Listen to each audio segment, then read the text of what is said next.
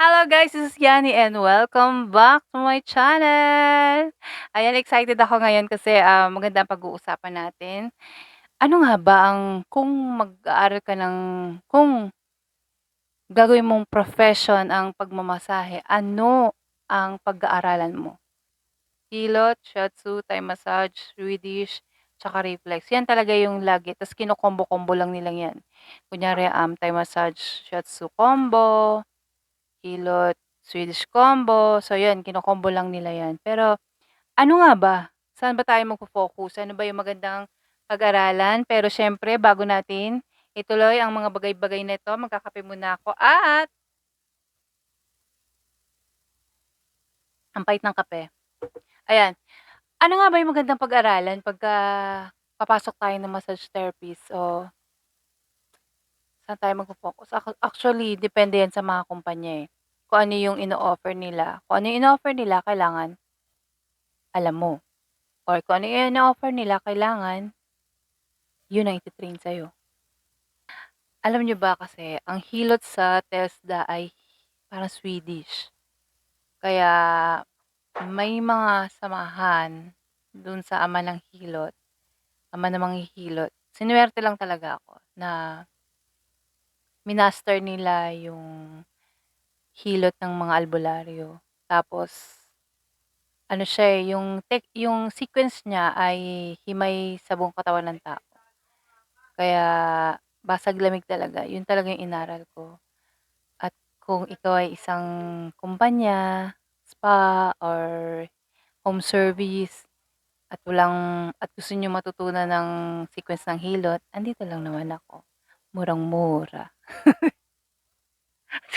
Okay, ulit-ulit. Andito lang naman po ako, mura lang po ako. So wala akong lisensya ng sa pag-assessor pero magaling ako magturo. Lahat ng yung mga kumpanya na tinuruan ko hanggang ngayon alive sila at yung mga ibang kliyente na galing sa ibang mga spa napupunta sa kanila dahil sa sequence natin. Kaya kung kayo ay massage owner o spa owner at nag-iisip kayo ng ibang sequence, nandito lang po ako. One click away, one call away lang po ako. Ayan, so anyway, balik tayo sa ating pinag-uusapan ngayong araw na 'to. Alin ba ang mas magandang pag-aralan na technique ng massage? So ayun, sinabi ko na, hilot, pero siyempre, pag-aralan niyo lahat. Walang masama dun. Ako pinag-aralan ko lahat. Nag-aral ako ng Thai massage, nag-aral ako ng shiatsu, nagre-reflex ako, at nag-Swedish. Pero more on ginagamit ko yung hilot.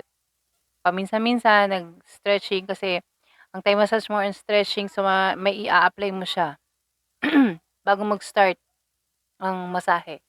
So tinatanong nila, "Saan ba mag-start ang 'pag maghihilot ka, mag-sequence ka, saan ba mag-i-start?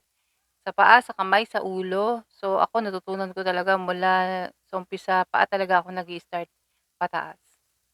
Ayan, kasi para ma-relax muna, eh, parang pine-prepare niya yung katawan mo habang umaakyat, ayun. So, mare-relax muna yung katawan paakyat kasi kaya 'di ba, yung mga sa TESDA pagka high blood or lasing bawal hilutin kasi nga ganyan baka magkaroon ng baka ma-high blood sila or whatever. Kaya i-relax muna paa tayo mag-start maghilot, paakyat. Ano naman ang pagkakaiba ng masahe sa hilot? Ano pagkakaiba ng masahe sa hilot? Ganito 'yan, 'pag sinabing masahe, superficial lang talaga 'yun. Um, May sequence siya na sinusundan. Kunyari ang 1 hour na whole body, 3 hanggang 5 hagod lang 'yun sa kamay. 1, 2, 3, 1, 2, 3 depende sa sequence, pero 3 to 5 na hagod lang 'yun sa bawat hibla ng katawan. So, kunyari kaya minsan nasasabi niyo sa therapist, "Ba't gano'n, nadaanan mo na?" Or masasabi niyo na, "Ba't gano'n, dinaanan niya na pero hindi niya binasag." Kasi may sequence, sumusunod lang po sila sa sequence. Pero kung hilot, puwede tayong mag-customize. Ayan, pero may mga kumpanya na nagko-customize yan. "Ate, puwede ba puro back?" yang hinagod mo puwede ulitin mo diyan. Ayan, i-customize natin ate 'yan kasi yung masakit, puwede naman. Sinabing hilot kasi, marami kasing klase ng hilot. May hilot na pilay, may hilot na pagbubuntis o panganganak, may hilot sa basag lamig, 'yan. So 'yan yung mga klase ng hilot. 'Pag sinabi na hilot, healing talaga siya. Kunyari, napilayan ka, hindi ka naman pupunta sa masahista, eh, 'di ba? Kunyari natapilok ka, nakita mo na yung buto mo medyo nag-slide, 'di ka na pupunta sa masahista. Kadalasan ang pinupuntahan nila manghihilot, "Ay wait lang, punta ako sa masahe, punta ako sa spa, ipapaayos ko 'to." So, kung walang orto sa inyo, kadalasan ang pinupuntahan ng mga Pilipino, hilot. Yun ang ibig ko sabihin. Ang masahe naman more on relaxing. 'Pag gusto mong makapakahinga, masakit ang katawan mo o na-stress ka, o 'di magpamasahe ka, relaxing.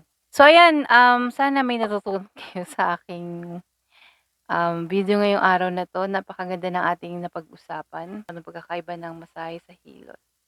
At dahil diyan, speaking of healing, meron tayong liniment, Meet My Baby Inma Liniment. Napakaganda ng ano, ng liniment na 'to kasi ano siya, nakakatanggal talaga siya ng sakit ng katawan. Siyempre kung malala naman yung sakit ng katawan, mapahilot mo na 'yan. Pero kung mild at imbis na inuman mo ng gamot, ayan, pahiram mo na lang ng Inma Liniment. Sinasabi ko sa'yo napakaganda nito. So ayan, hanggang maraming maraming salamat. Pero siyempre bago tayo magtapos, huwag kalimutan na i-follow ang aking YouTube channel. Suportahan po natin ang channel na ito kasi marami tayong mga gustong pag-usapan pa. Malaking tulong sa akin ang mga maliliit at paisa-isang subscription ninyong ginagawa. Maraming salamat po. Hanggang dito na lang.